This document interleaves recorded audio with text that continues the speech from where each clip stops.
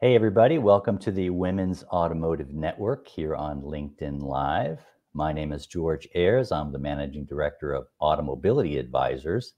We're a small consulting company that focuses on auto technology. And today I'm here talking with Chris Feuell from Stellantis.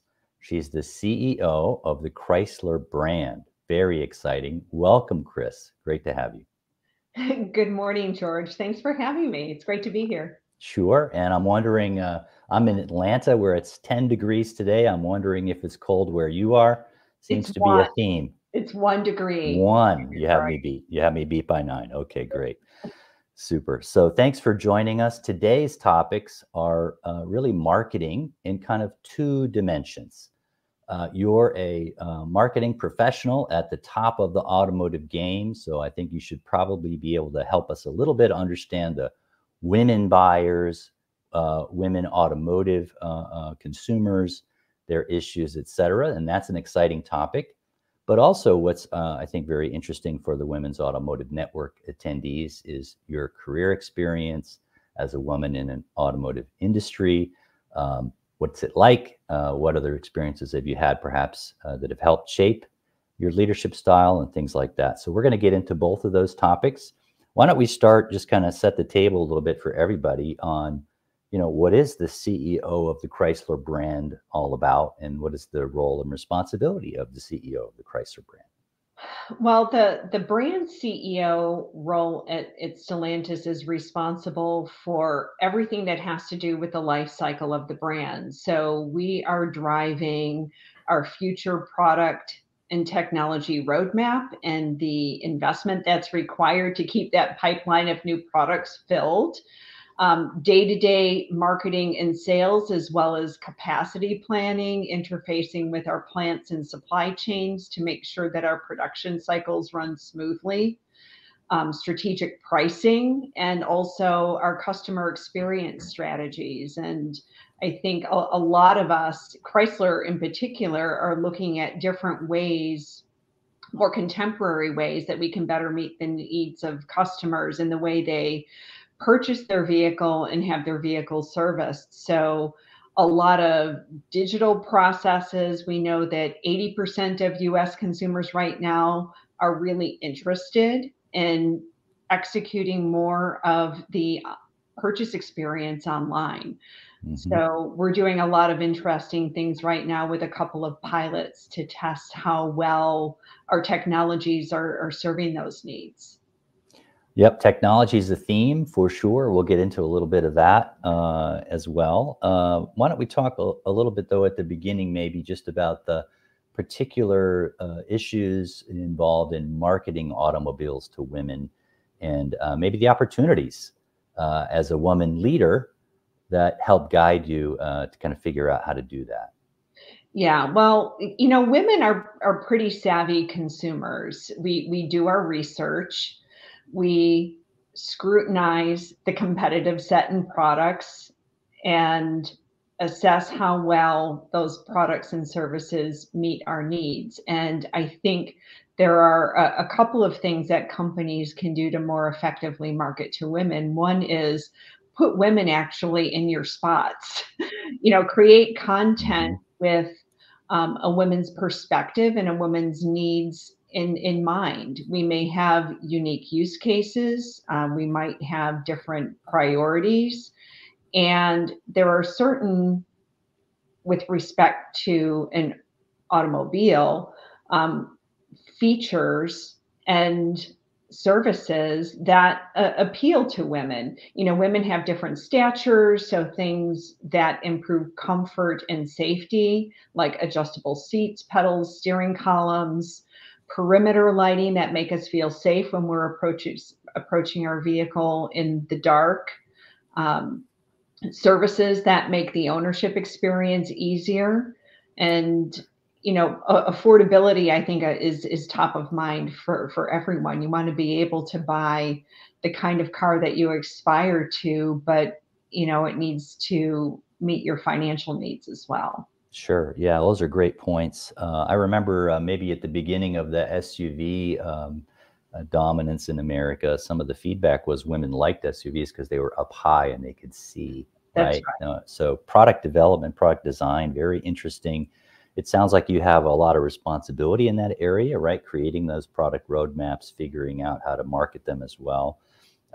My understanding is 85% of cars bought in the US are influenced by women for sure, and about 62% are bought directly by women. So right. if you're not tuned into the women's market, I think you're going to have a hard time selling vehicles. Yeah, and to that point, I think marketing to women is one thing, but it's critical that the products that you're creating are also meeting the needs of women.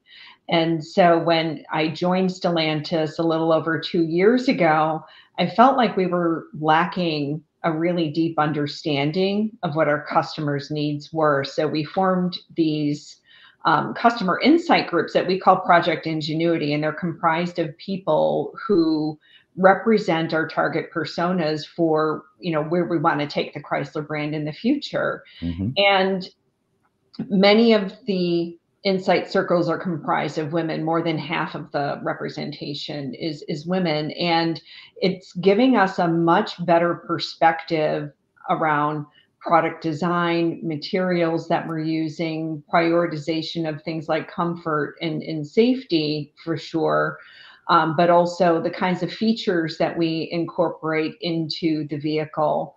And particularly because we're migrating to become a fully electrified brand by the end of the decade, we've been really focusing a lot on electrification technology, software technology, and charging systems. So, Mm-hmm. Women's priorities for battery electric vehicles are no different than the general market in the sense that they want a BEV that's affordable. It has to have a competitive range, that being 300 miles ish Mm-hmm. or more. They worry about charging. Where can I charge? How often and how much is it going to cost? And one of the really unique insights that we uncovered with our insight circles is the fact that women really prioritize safety around the charging station. So if you think about it, if you're on a road trip or if you're running errands in the evening, a lot of these charging stations are placed at the back of a parking lot. They're Mm-hmm. not always well lit and they don't always work.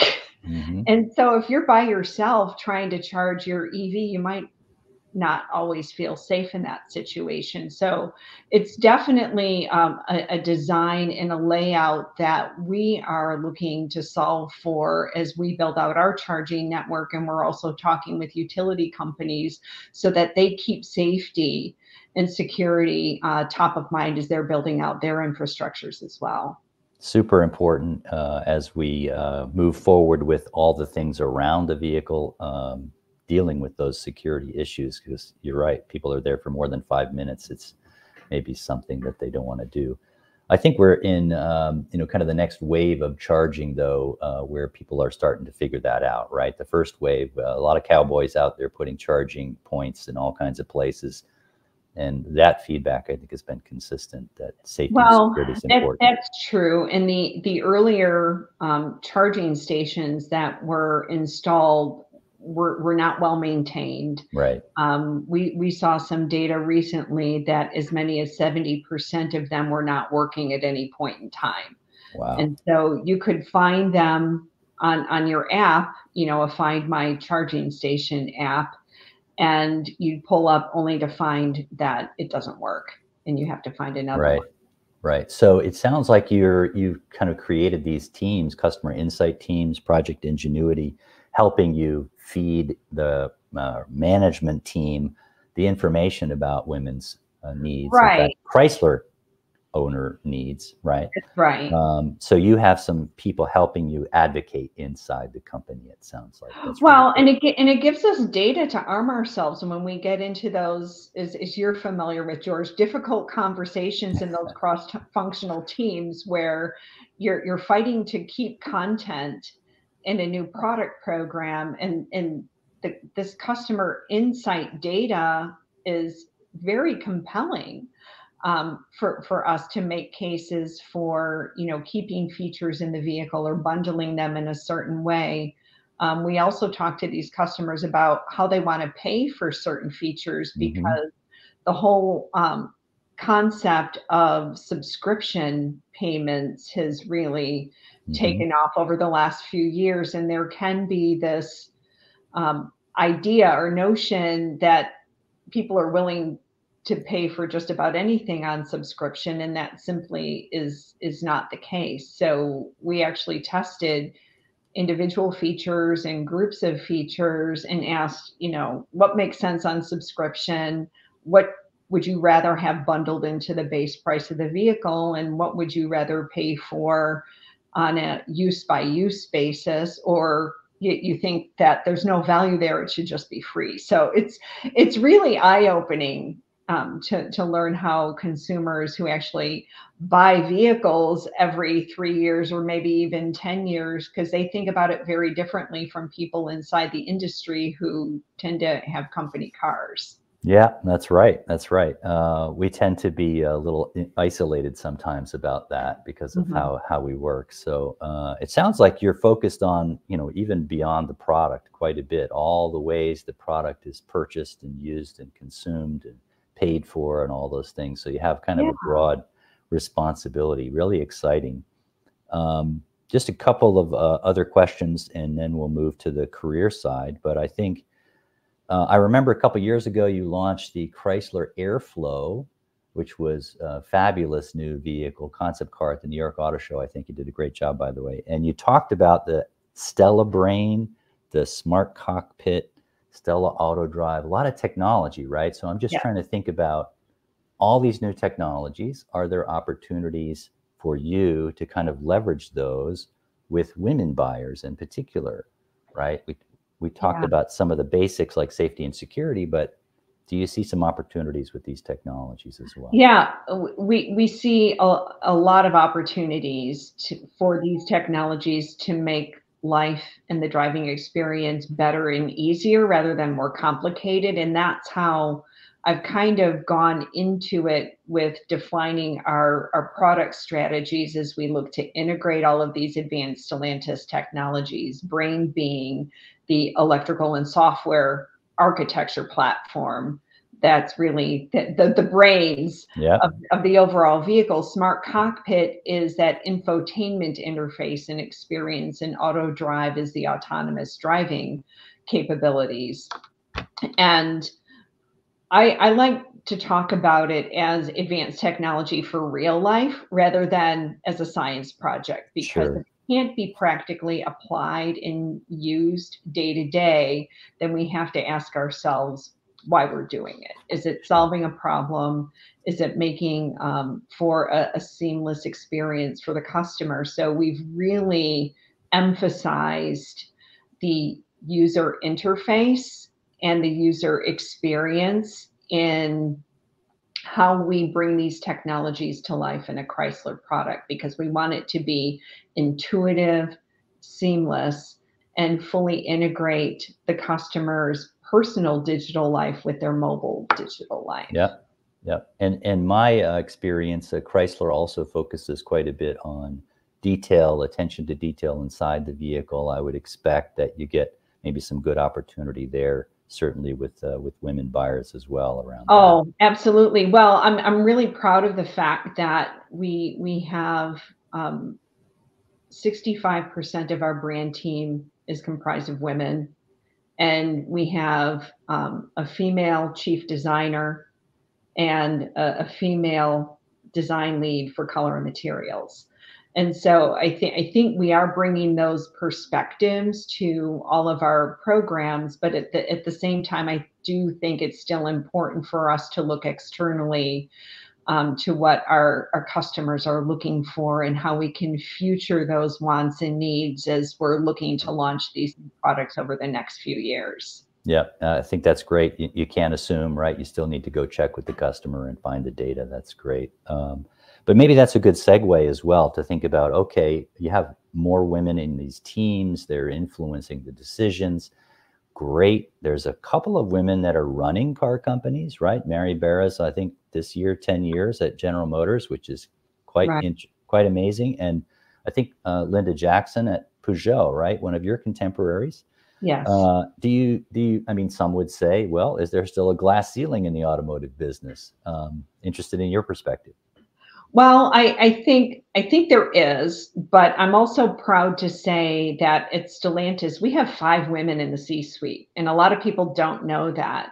Hmm. Linda is the brand CEO of Peugeot. You have myself, the head of Chrysler. Our corporate CFO, Natalie Knight, just joined us last year. We have Beatrice Fouché, who's the Chief Product and Program Planning Officer, and Brigitte Cordehu, who is our CEO for Freedom Hmm. and that's intentional. We have a tremendous supporter in Carlos Tavares who prioritizes diversity of all kinds, gender as well as cultural. And for those of us who are fortunate to be in leadership positions, we're not only role models, but we have to be champions to fill the pipeline and make sure that women are getting the opportunities and the development that they need to be able to progress, certainly by earning their way into those roles. But it doesn't happen by accident, and it happens because you have an intentional strategy around it. Yeah, my guess is that you, in particular, probably have some informal mentoring that you do with women, and there's probably some formal programs as well, DEI type programs or other programs that might Yeah. be leverageable, right? We have a tremendous Women of Stellantis business resource group that is over 1,000 women strong. Wow. And we do have a formal mentoring program. And of course, I informally mentor a lot of other people in the organization and outside the organization as well. We also have our Women's Leadership Experience Development Program, which is a 9-month development program targeted to more mid-level, high potential female employees to give them not only business acumen growth, but also leadership development growth. That's great. Super. Also interested to learn a little bit more about your previous experiences. You were involved in technology companies. I know, I think Johnson Controls, Honeywell, as well as automotive companies, but working in those non-automotive or more technology type companies, how does that inform you and your career? How did that help you? What's the differences, if there is any, between those industries and the automotive industry? Interested in that experience too. Well, I think that the biggest differences between those industries and in automotive is they've been extremely tech forward Hmm. for decades longer than the automotive OEMs.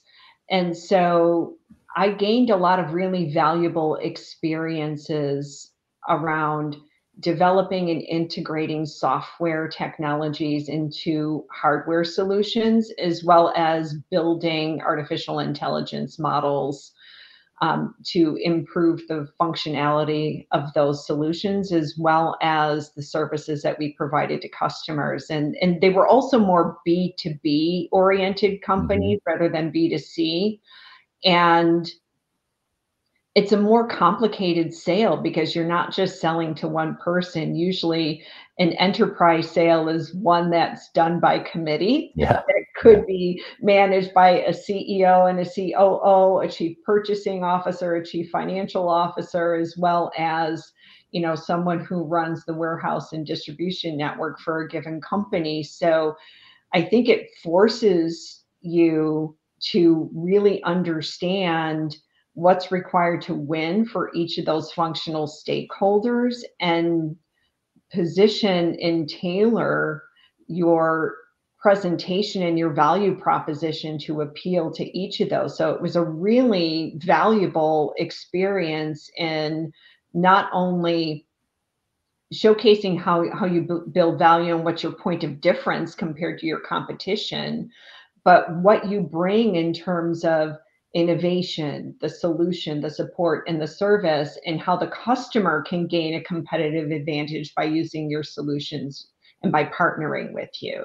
Right. And so definitely built a lot of expertise and experience with software development, integrating software technologies within solutions that I think has translated really well when I made my way back into automotive.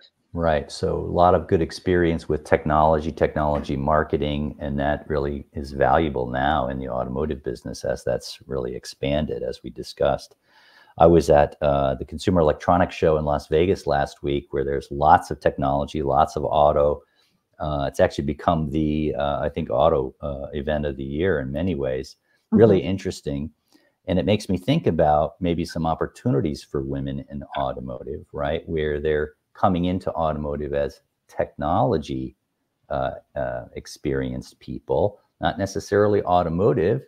There's lots of areas in software and mobile app development and things like that, which we do in automotive that are not kind of core engineering of products. Is that creating opportunities? Do you see that in Stellantis, where younger women who are tech savvy, tech educated, can really seize that moment within auto where we're expanding rapidly in these areas, and they know a lot about that, right? Yeah, for sure. We have some really incredibly talented women in our software and AI organizations, as well as in our vehicle engineering organizations. And so I think there's a lot of growth potential in STEM related both education as well as career paths.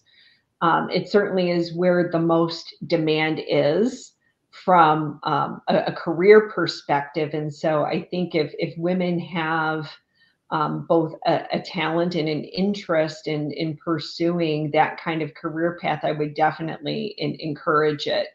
We actually have to start a lot younger though, and really start nurturing our younger girls when they're in elementary school and middle school and high school, and building those interests and the education foundation for them to want to pursue those kinds of fields, because I think the growth is going to be there for a really long time.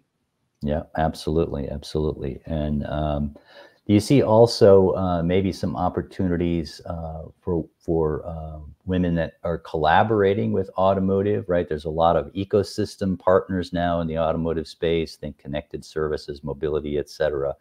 So there's a lot of other companies you probably work with. We talked about not just the product, but all the other things you have to do. Do you see also maybe some collaborations there where there's opportunities for women to jump from a company into a company like Stellantis, for example? Yeah, that's a really good point, George. We collaborate with all of the large technology players, whether it be Google, Amazon, Microsoft, and the like. And we've actually hired many of their engineers to come over to our side and help us accelerate our technology development capabilities and processes as we start to, like all of the OEMs, trying to transform from a traditional automotive company to an automotive technology company. It's really important to bring people in who actually have that expertise in both development as well as integration of those technology applications and platforms. Great. So, and as the CEO of the Chrysler brand, you kind of see the whole company, right? You have a really good vantage point. You mentioned the top 5 C-suite women, which is great. Are there any functions within the auto industry, maybe generally, not just Stellantis, but generally, where you think women are underrepresented, that maybe there's opportunities for women to get it more involved? For sure, I think that certainly in engineering and in software, there's an opportunity to have a higher representation of women in at the most senior levels. And that means that you have to build a pipeline of talent from the very beginning, getting them into rotational programs and development programs, and giving them opportunities for key experiences so that they can progress. I would say the other area where I see some blind spots is in general management roles where they're actually leading a P&L, because that Hmm. responsibility is so critical and invaluable to those who aspire to progress to the C-suite someday. You know, running a function, leading large teams of people, managing a P&L are really those key experiences that are must-haves. Yeah, yeah. It used to be right, engineering undergrad and MBA were the kind of hot setup to get to leadership. Um, I'm also wondering about just startups and small companies, right? There's a lot of innovation happening, a lot of opportunities for women in startups. You see any kind of possibilities there for women to go into those kind of places and then ultimately find their way to the big car company? Sure. I think what's interesting about startups is, you know, for those who have an entrepreneurial mindset, Hmm. who thrive on taking risks and trying new things and being really innovative, it could be a really interesting environment to cultivate those skills for creating a product or a solution strategy, selling it to a prospective customer, building and managing a P&L and actually growing the business. You know, it's one thing to, you know, work in a startup, and it's another thing to actually deliver results and make Yeah, money doing it. And I think that those are the kinds of leadership skills and results that we're looking to bring into our company. sure. Entrepreneurship, we used to call it inside, right? So, Right. get your experience in the startup and then come into the big company and be an entrepreneur. So that's great. So we just have a couple minutes left. I wanted to also ask you just more of a fun fact question, just for fun. You're in the car business. I'm in the car business. Most people have experiences with cars in the car business. I'm wondering about your high school car experience. What did you drive in high school?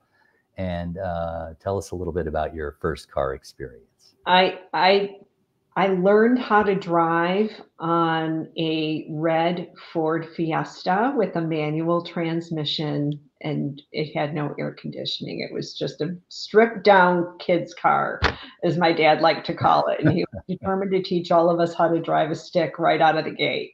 Yeah, yeah. Figure out how to get up the hill with the clutch and the whole shooting match, Oh, right? well, I told you that little story about how I stalled out through 4 light pages with and the and car beeping I don't their remember colors behind these you. the manuals are tiny fraction if there's even a few left in the American marketplace for manuals, but great skill to have. These days that's true, but I was grateful that I learned it, because certainly throughout my automotive career, I have driven a lot of manual transmission vehicles. Yeah, yeah.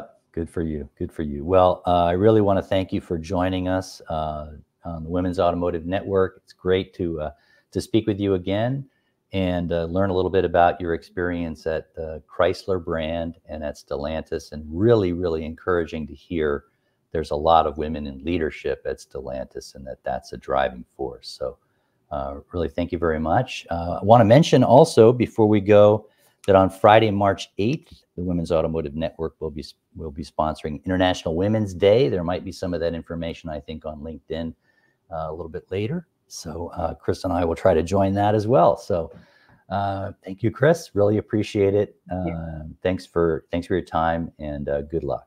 Thanks, George. Great to see you again. Thank you. Bye-bye. Bye.